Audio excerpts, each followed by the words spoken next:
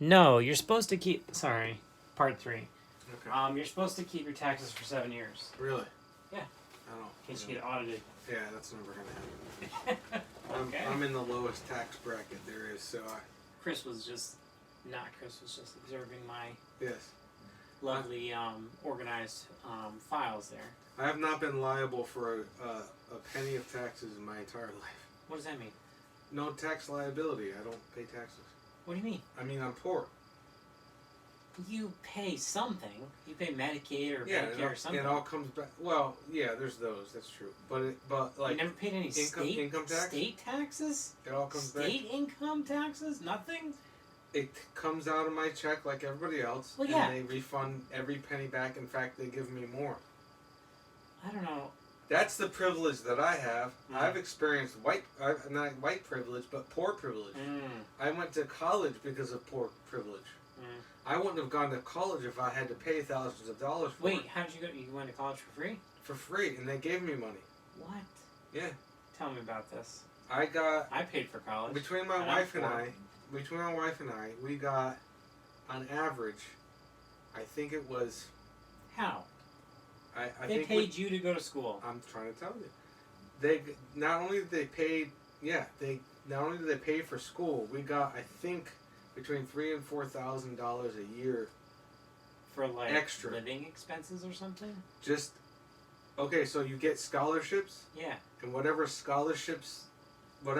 part of that scholarship doesn't go toward your tuition and books and stuff. Yeah. They give you as a check. And Wait, so you got scholarships for what?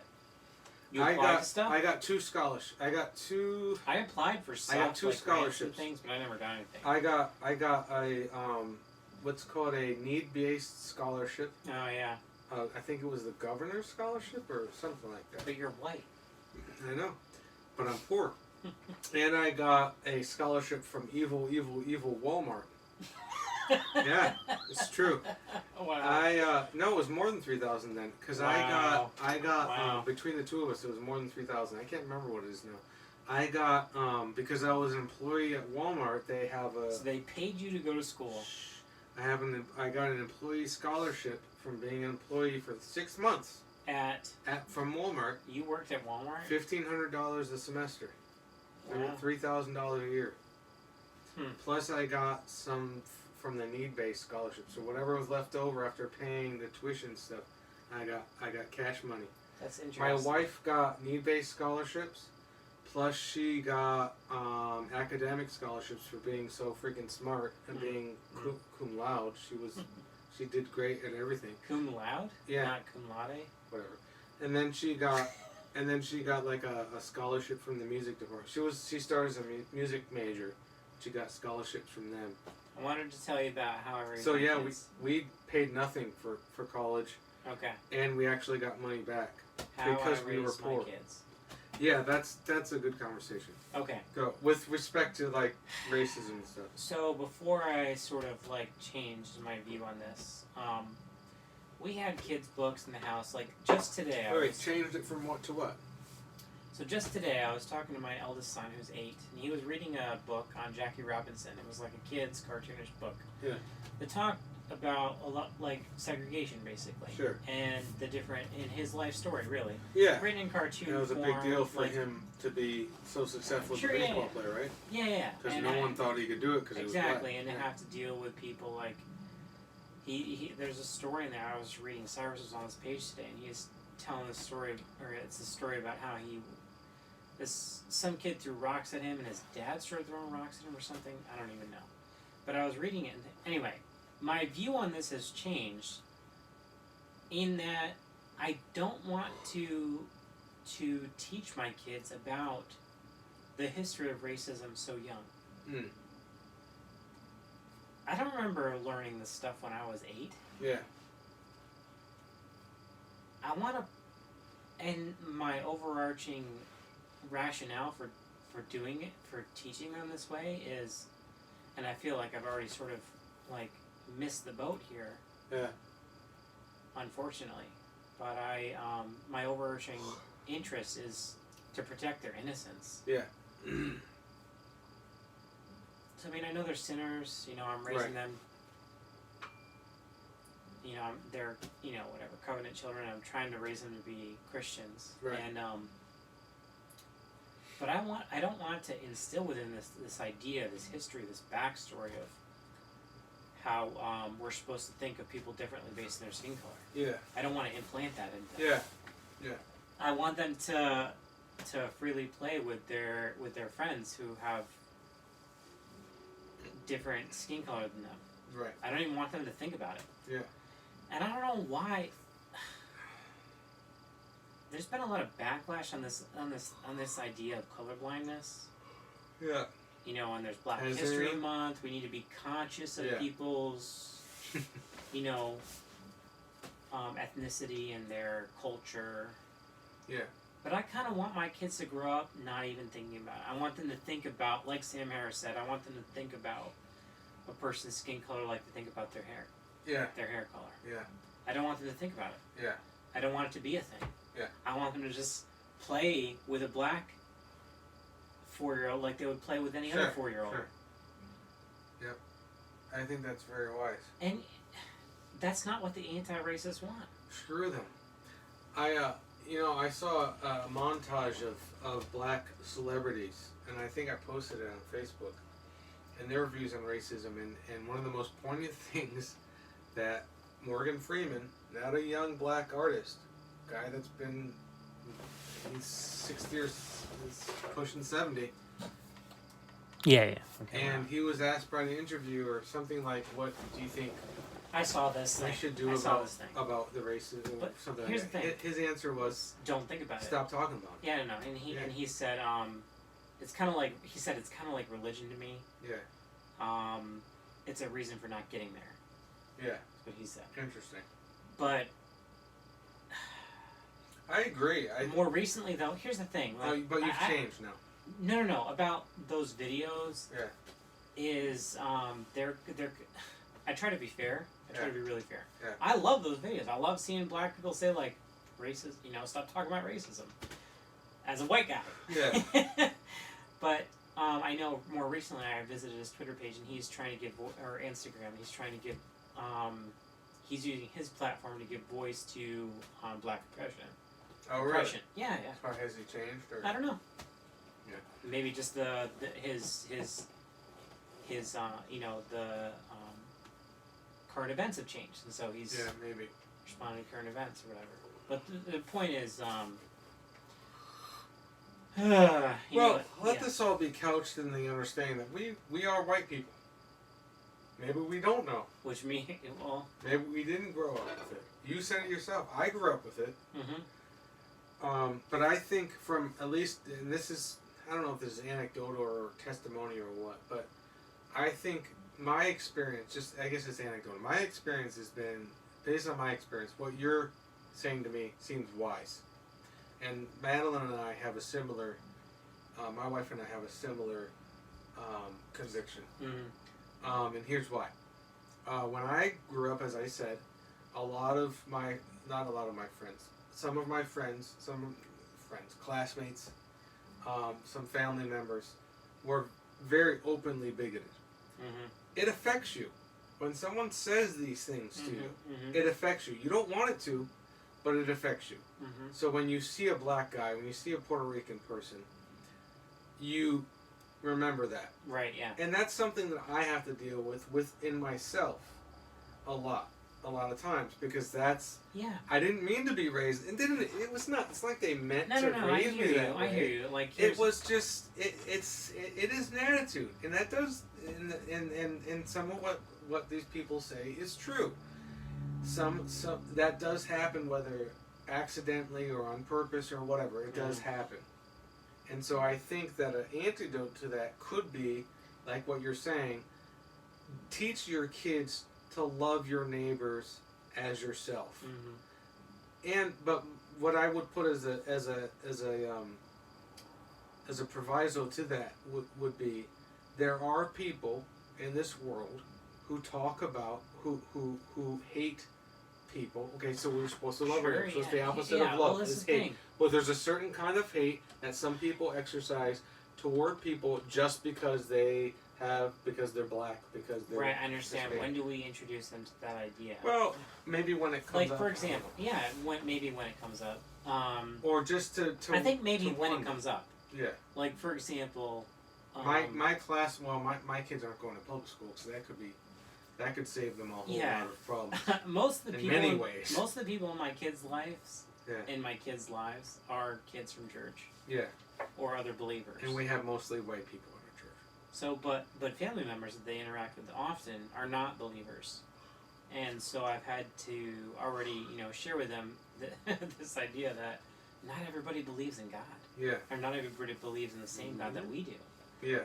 Um, Well, it's the innocence you're talking about. yeah, exactly. That's part of that. Sure. Yeah, it is. Yeah. Sure. So. And I think I need to. I just think I need to protect that for as long as I can. Yeah, I think that's wise, because on the one hand, we can prepare them at some point, I don't know when, Mhm.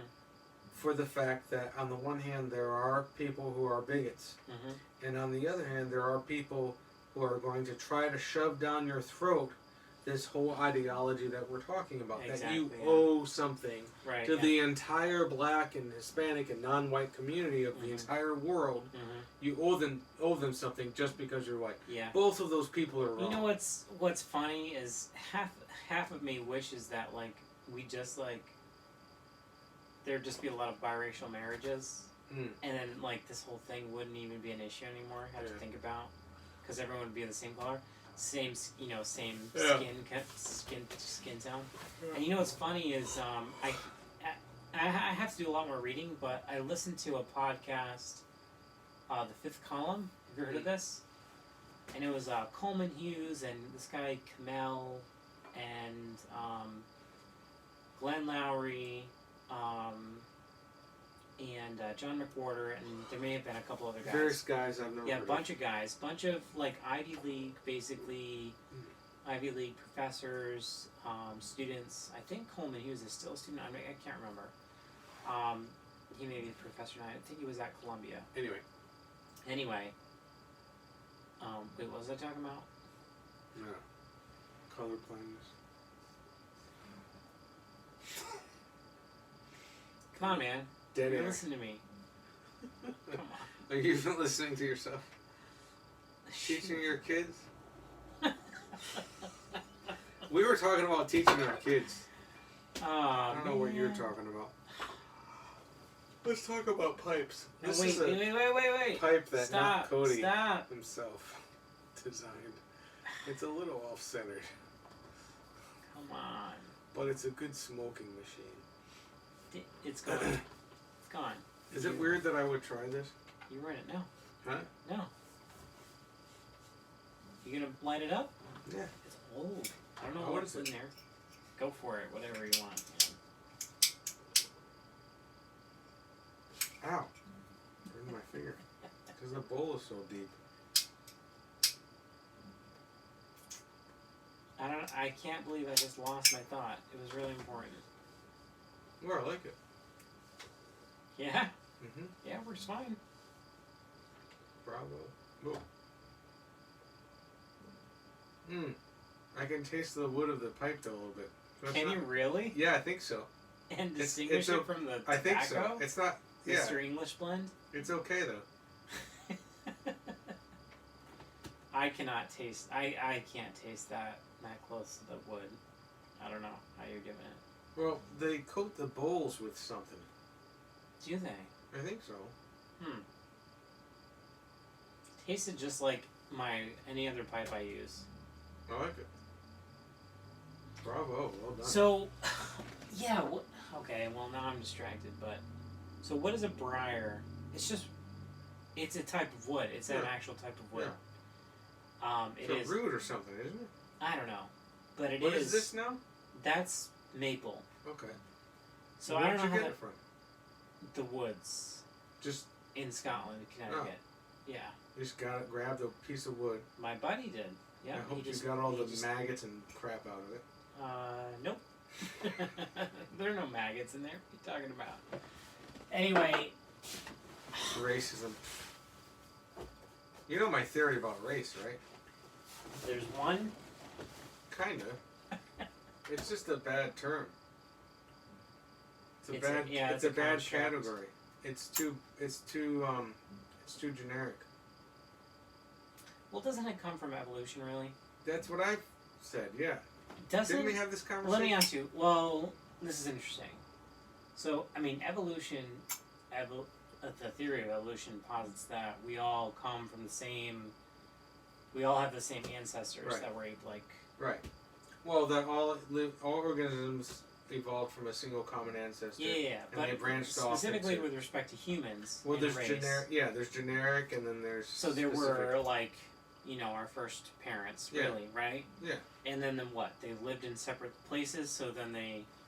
Well, as humans, as the schema applying to humans, they started with some ape-like creature. So, but this idea of race comes from the theory of Yeah. evolution, right? Yeah, I think so. And I think that it was So, deliberate. but people lived in different parts of the world, and Yeah. so they had. And some are more They advanced, created, more evolved or than they others. had, they developed certain mutations. That's what caused them to look Yeah. differently. I think it was deliberate. I think the idea was that try to find a schema that explains human human cultures and human differences and things Yeah. like this, and that along evolutionary lines, and that some humans are more evolved than others. It's great, right? It's a great idea. And that blacks and Asians and other Or less non-whites, evolved. how convenient for the master race, right? Mm-hmm. Are less evolved than Yeah. white races because they are technologically All right. superior. Let's end this off. Let's end this off with talking about racial disparities. No, what does that mean? Let's cut it short though. Inequities, I think. Yeah. So, like one of the biggest statistics that's been touted lately has been that the average or the median white family makes 10 times the wealth of a black family, something like that. Yeah. I don't have a problem with that. I don't know if it's true or not. Just the concept of it, I don't think I There have a being problem an with. inequality. Yeah, going back to what I said before, where That seems like a big inequality, though. No. sure, I think it's possibly true. I think it's a problem. I don't know what to do about it. I think it goes back to the idea of making two things. Number one is getting rid of legal racism in our country is fairly recent. Number Yeah. two is that there still seems to be a prevailing racist attitude in our country You're saying that that the still case? exists. Number three, let's still make a distinction between a prevailing racist attitude and systemic racism. Systemic racism, let's define it properly as being legal racism. Mm-hmm. Racism that is put in place implicitly or explicitly through legal means. I.e., Jim Crow laws, segregation, separate affirmative living, action. maybe affirmative action. I don't really know enough about it. Yeah. Let's make a distinction between diversity, those things. What is it? Diversity Quotas and all quotas, that crap. Let's make a distinction between a prevailing racist attitude and race-based policies. Yeah. There are no more race-based policies except for possibly affirmative action, stuff right, like that. Right. Which And let's cut them some slack. Let's say, we can't expect after 300 plus years of oppression that they're just gonna jump back to it. Right. Let's Even that? 300 years? I don't think we can expect the black community to just get on board Listen, after that amount of time. Well, just listen. That's to a this. long time. Listen to this. That's in a Ameri- huge. That's a Just big deal. listen. In America, America has and I've heard this from other places, but America has the highest opportunity Sure. for class mobility. Sure. To move between classes Yeah. in a single generation. You can do it in one generation. Yeah. The way to make it to the middle class, you have to follow three. You have to do three things. You have to finish high school. Yeah. You have to wait till you're married to have kids. Yeah. And get a full-time job. Yeah. That's it. 98% of people who do those things escape poverty. Yeah. Yeah. I So- hear you. Yeah. So, But is it easier for a white person to get a good job than a black person? Or to finish high school? All Sure. things being All those things. all things being equal. I know. Yeah. All things being equal, everybody's equal on the same Yeah. page. On the application, everything is equal. Will you get a job quicker than a black guy whose application is almost like yours? I don't know. Maybe. Just because you're white? I don't know. Maybe. Yeah. Do you think those attitudes are going to disappear in 2 generations? I don't think that's reasonable. Yeah, and I mean, It's not systemic, but it's still a problem. The bigger questions are like, what are the roles of a Christian in all these things, and what role does like personal responsibility and drive play into all this stuff? Drive? Sure, yeah, like your eagerness. Oh, to, sure, like your work ethic. Well, I think the fact that there are so many exceptions to the rule that black people are oppressed. Yeah. There's so many exceptions to that. I'm not sure. Okay, so don't quote me on this, but I think most of the black families I've met have done better than me, Mm-hmm. financially at least. And probably because of the reasons you said. They finished school, Mm-hmm. they started a family after they were sort of established in some Mhm. kind of job or whatever. You know, that kind of thing. I think most of the black people I have met, even as a substitute teacher in Wyndham High School, Mm-hmm. a lot of those kids, those black kids, those Puerto Rican kids, they were okay. Yeah. You know, they were doing okay as far as I could tell. Mm-hmm. You know, I listened to them. I didn't really talk to them, but I listened. Yeah. I'm not stupid. I know what, they have cars, They have phones. They have phones. Yeah. They have $500 cell phones. They're doing okay. Comparatively. Compared to my entire life. Compared to your entire life, compared to Yeah. any No, other country. Maybe I'm the exception. I don't know. Yeah. But because there even during the colonial and the revolutionary periods of our country, there were white people, and then there were poor white people, and then there were blacks, and the poor whites were just sort of doing better than the blacks, than the slaves. They were kind of doing better in that they were not slaves, but financially their opportunities were not much better. Yeah. That's kind of what I grew up with. Yeah. So the black wealth gap. Not a great analogy. The black wealth gap, black incarceration. Yeah. Is another big one. Yeah. And that ties back into the policing thing. A lot of people think that the reason, like, there's a direct correlation between systemic racism and mass incarceration, or police brutality or police discrimination and mass incarceration. Yeah. The reason most black people are going to jail is because they're driving while black, or because of the skin of their skin color. I don't know. I don't know enough about it. I don't know. Well, I've looked into a lot of it, and even and really smart Ivy League, college professors who are black, like this guy, like Glenn Lowry and John McWhorter, who he's got I'll send you all these videos and whatever. But they basically, they have been on this side for a while, talking and railing against these things, these ideas that and even like these ideas that people are teaching their children that they should be afraid of the police because of their skin color. Yeah, that's not healthy. Right. I mean, to go back to what I was saying about, to talk about me now, I don't think I lived in poverty because we were white. I think we lived in poverty because my grandfather made some bad choices. Yeah. Yep. Same. My dad made some bad choices. And I didn't live in poverty. I made some bad choices. But my parents didn't have wealth that they bestowed upon me. Right. But I didn't live in. Yeah, you don't have an inheritance, but you didn't. Right. You didn't have to get food stamps either. Right. We had food stamps. Mm-hmm. We had to get state assistance. Mm-hmm. We went to the free clinics. I never went to a dentist appointment in my whole life. Ever? Because we couldn't afford it. Now? I can't you get now. your teeth checked, man, right? I mean, we haven't gone because I haven't gotten around to it, but Because of the coronavirus? no, because we just Because you don't we've like moved dentists? around a lot. We've been busy. Where? We've been Connecticut? busy. All over? We've been busy. Shut up. But even now, That's why your teeth look like that. no, I smoke. Even now, I mean, I'm still on state assistance. I'm not proud of it. Mm. You know, I hate it. I can't seem to get out of it.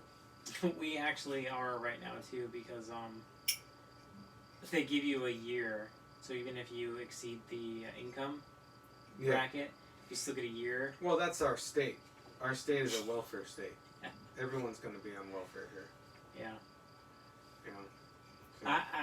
I don't know. So what's I funny think is a lot of it is I got this economics. job now It's where I've just escaped. economics. Where I have escaped. Yeah.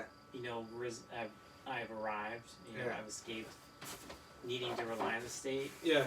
But next year, I'll be paying for my own health insurance. So You're losing money. I'll be losing money. Yeah. Well, that's an economic problem messed that up. That affects is. everybody. It seems like It there doesn't- should be an easy fix to that. Yeah. Move to Texas. I don't know. I don't know either. Have a remote job where you make the same no matter where you live, and go to a state that Doesn't. has a better cost of living. Yeah. You'll get a raise. It's like getting a raise. Yeah, man, I don't have the answers. I made a lot of bad choices in my life. I don't know. I don't know what else. So I can, anyway, racial yeah, disparities. I'm talking about myself. There are a number of theories. So Yeah, let's wrap it up. So okay, so 1960 or whatever, you know, ended Jim Crow. Yeah. That means that the black family should rise in Right. prosperity, but they basically stayed the same. Yeah. And so some people say, see, systemic racism. Yeah. Well, others like more conservative people like Larry Elder, who You don't have to name names. I don't know Sure, who sure. these people are. he would say that in the 1960s that's when the rise of the welfare state came into place, Yeah. and a lot of black families were targeted. So in the 1960s, the average black child was born. The average black child born out of wedlock was at like 25% or 20%. Yeah. And today it's 70%. Wow. Yeah. Yeah, I've heard that. 70%. I've heard that. And they think that that was incentivized by the rise of the welfare state. Wasn't So black Johnson women were sort of yeah, respons- Lyndon Johnson LBJ. Yeah. The Great Society, Yeah. that's what it was called. And so he would say, and I think John McWhorter leans this way, but he would say that the rise of the welfare state incentivized single black women, or incentivized men to not be in the same household as. Sure. So another thing that plays into this is so now you have black men having kids out of wedlock, not being in the home. Yeah. You have black kids growing up in families without a dad in the household. Yeah. And I know Larry Elder has a preview video about this. He talks about how Barack Obama has said that, you know, a black or anybody who grows up in a family without a dad, you know, has a greater risk of getting into drugs and crime and poverty and going to jail. And so it's like this feedback loop. Yeah. And it's just like this terrible thing that like gets worse. Yeah. You grow up in a family, no dad, so you go to jail. Yeah.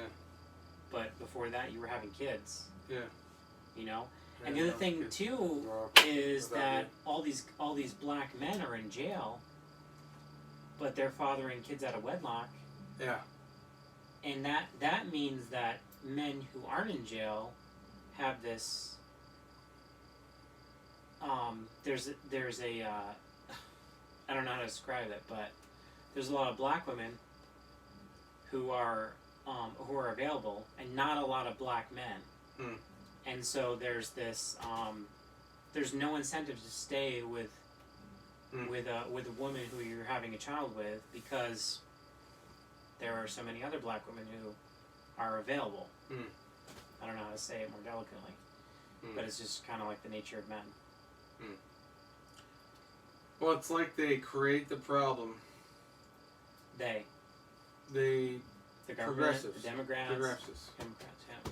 They create the Progressives, yeah. problem, and then they blame the other side for the problem Some that they boogeyman. created. Yeah. You know, To perpetuate their existence. so that they can continue to have power. Which is what Candace Owens would say. Yeah. That's her talking point. Yeah.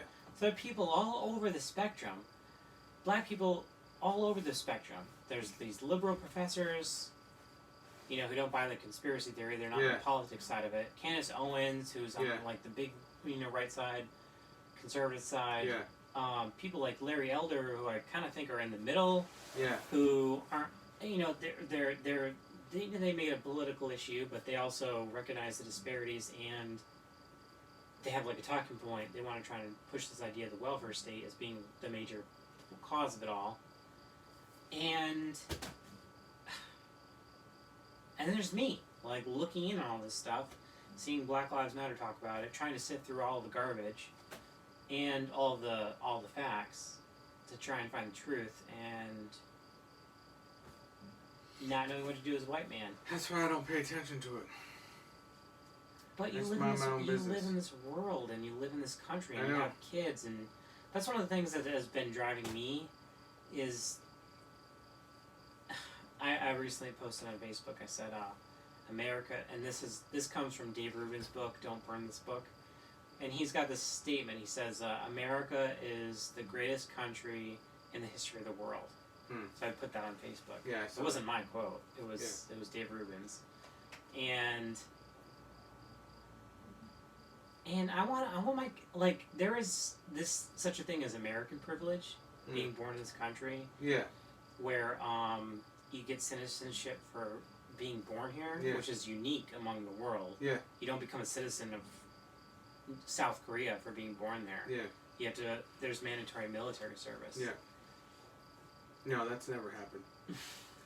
You know, they had. So my freedom kids, and- they have a tremendous privilege, and I want the freedoms that I enjoy to be preserved for them. Yeah, yeah. That's a good point. I mean, I try to be. I try to be laissez-faire about it, just for my own mental health, I guess. But I mean, you bring up a good point. Like, it's part of educating your children. You know. Ding. It's just that it's just a lot of work. I know. You know, and but I you know, maybe it's valuable to do, because my parents never did it. Yeah. You know, I love my parents, respect my parents. They Yeah, didn't- same- They same didn't here. They didn't educate us. I was educated by the state, and thank God. I don't know how, it's a miracle. Even before I was a Christian, I was not really indoctrinated into that. Mhm. I think partly because a lot of that happens, at least when I was growing up, a lot of the indoctrination doesn't really happen until later on in high school. Mm. And it did happen, and I saw it. But I think maybe I only saw it because I was on the other side of it. I wasn't in it. Mm-hmm. I saw my peers getting indoctrinated, and I wasn't buying it because I was a Christian. And I was being taught the scripture, not by my family, but by my church. I was going to church 3 or 4 times a week. Mm-hmm. And I just was seeing, when I saw the opposite of what I was seeing at church. Yeah. I was like, this is not what I can't accept this. This is not true. So yeah, I mean, I think a good answer to all this is, for God's sake, your kid's sake, fight tooth and nail Yeah. against putting your kids in public school. That is the worst thing for them. Yeah. It's poison. It is, and I was a substitute teacher, not just a substitute, okay? So it's not like I'm an Mhm. expert. Mhm. For 2 years, but I saw it. They are not about education. You know, they're about, at the very best, they're about teaching kids to take tests. That's it. And at the worst, it is indoctrination. Mm-hmm. And there's no, it's complete. You got to wonder about any Yeah. institution that is completely monolithic on one side. It's Like left.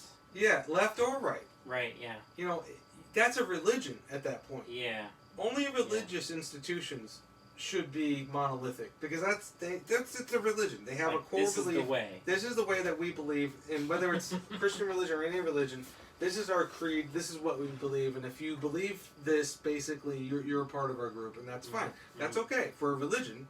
Right. It's not okay for an institution of education, Mm.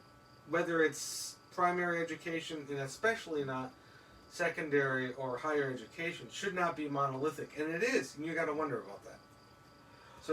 So America, don't send your kids, especially Christian America. Do not send your kids to public school. Mm. Fight tooth and nail. I know it's hard. You're gonna make sacrifices. You know, the coronavirus might be helping in this. Yeah, front. maybe. But you're gonna have to make sacrifices, financial sacrifices. Someone's gonna have to stay home. So. Yeah, it's not really. I don't know if it's a financial sacrifice. It's gonna come out somewhere. Well, for some people it'll be a financial sacrifice because some people need to have two incomes. I guess. Well, I don't know too. We kind of do. But we're gonna make that we have to make that sacrifice. My wife might do like a part-time distance learning kind of thing where she's doing stuff online just to get maybe another $100 or something a week. But do whatever you can to keep your kids out of public school, even if you're not a Christian, because the public school at best is just teaching your kid to be a test taker. Yeah. That's it. How to be an employee. And that's not good enough. Yeah. It's the bare minimal. Yeah. They're not teaching your kids how to think, how to figure stuff out, how to be a learner. Mm-hmm. That's what education is supposed to be. Society. Well, even if it was that, it's not even that anymore. Yeah. Yeah. Even if it was that's even sort of a low standard. But it's not even that. It's even lower than that. It's how to be an employee. And they're not learning how to figure stuff out. They're not learning. Education used to be. Exactly. That's what education used to be. Mm. We're not teaching just subjects. We're teaching your kids how to think, how to learn, how to be students. Yeah. And they're not doing that. So that's my 2 cents. That's I think part of, if not the cure for all this crap, is you teach your kids how to think and how to think biblically. Biblically. 2 drinks. Biblically. And some tobacco. So that's my soapbox, and I don't even know if my wife and I are doing it right either. We want to. Yeah. All our kids are young. Our oldest kid is just in sort of kindergarten level, so she's just getting the fundamentals, how to read and stuff. But that's what our vision is, to teach our son and our other daughter how to learn, how to think, how to be reasonable, and more importantly, how to think biblically. Yeah. And they're not going to become Marxists because of it. Yeah. So I think we're part of the cure. I hope. Your kids are part of the cure. This is the cure for the viruses. This is the cure for the virus. Wisdom. It always has been. These people are fools. So, and the cure for foolishness. I mean, that was probably a better end, but I just wanted to leave with one thought, and because we're ending on racial disparities, so maybe there's no there will always be disparities. Like, for example, there's a disparity between Asian Americans and white Americans. And there always will be different kinds of there's an economic disparity between Asian Americans and white Americans, right? Yes. But we don't feel like we're being oppressed. No. Oppression is Everybody knows that the Asian kid is going to be the smartest kid in the class. He's going to be the best kid in the orchestra, the best kid in the computers, in the tech lab, He's going to be the best techie, and we don't blame that on we don't blame that on systemic oppression. No, we say that because they work their butts off. Right. Yeah.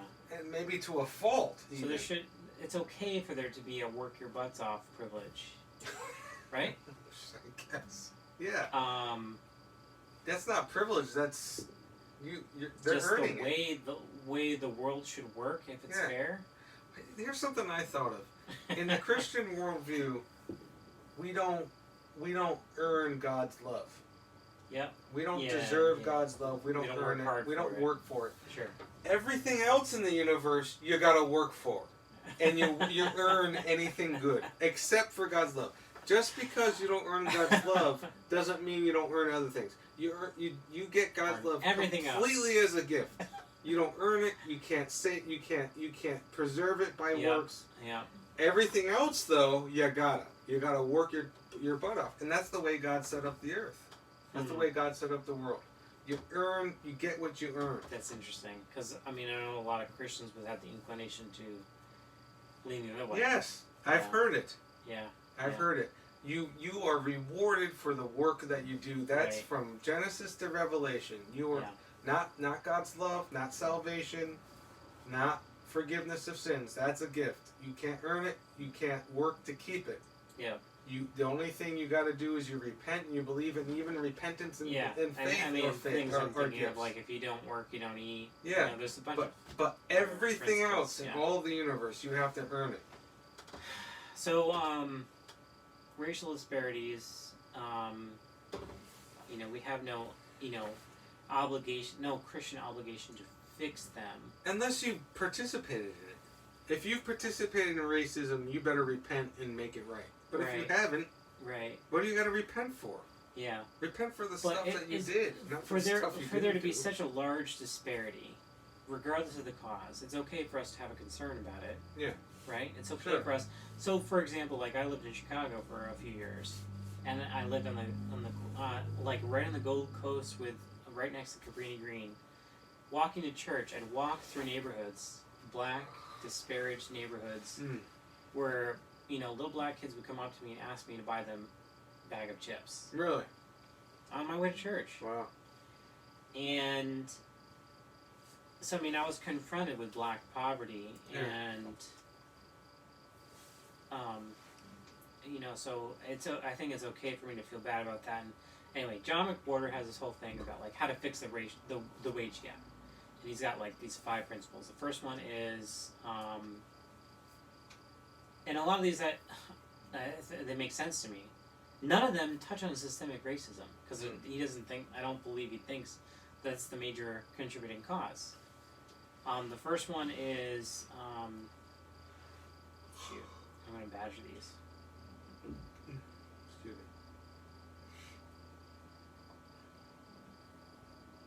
I think you said end the war on drugs. Okay. Which I've been doing a little bit more reading on. I'm not sure how I feel about it.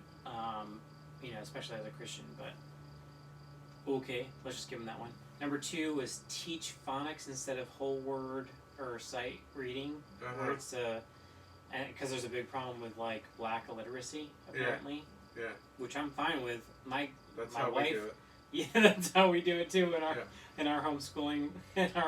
My daughter's reading. She's cruising around. Yeah, exactly. So phonics instead of sight words.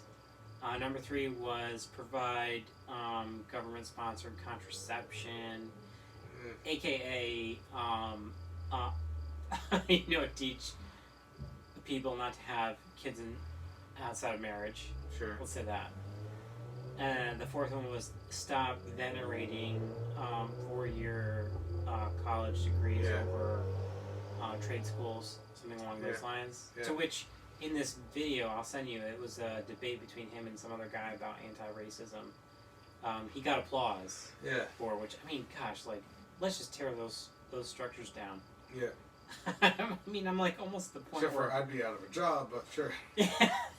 Why, because you work at a college? Yeah. Oh, okay. But my job, point is just like we so venerate these ideas, like 4-year college degree in order to get a job. Yeah. Where you could go to, I don't even know if I know of a trade school. Or just the idea of learning a trade. Or well, just the idea of education is job training. Right. Yeah. Train people to employ themselves. Yeah. To be entrepreneurs. Right. Yeah. Not to train them to just be an employee. Because being dependent upon a corporation is not much better than being dependent upon the state. Yeah. The point of capitalism is not... the point of capitalism is financial independence. Yeah. Yeah. It's not getting the best job you can get, the best job and benefits you can get for the least amount of work. Right. The point of capitalism is financial independence. So you don't have to. You can be free. You can't be free if you if you have to be dependent upon a corporation that can fire you like that for no reason. Yeah. I can't remember the last point. I think there was a fifth point. Anyway, that's another But the whole point of it was just like addressing a lot of these systemic problems. Yeah. It addresses fatherlessness, Yeah. which I think is a big one. Yeah. Maybe addresses poor schools, Yeah. bad schools. But just like, I don't know, it seems like there should be easy, cheap fixes to all Yeah. these problems. Abandon the public schools. And honestly,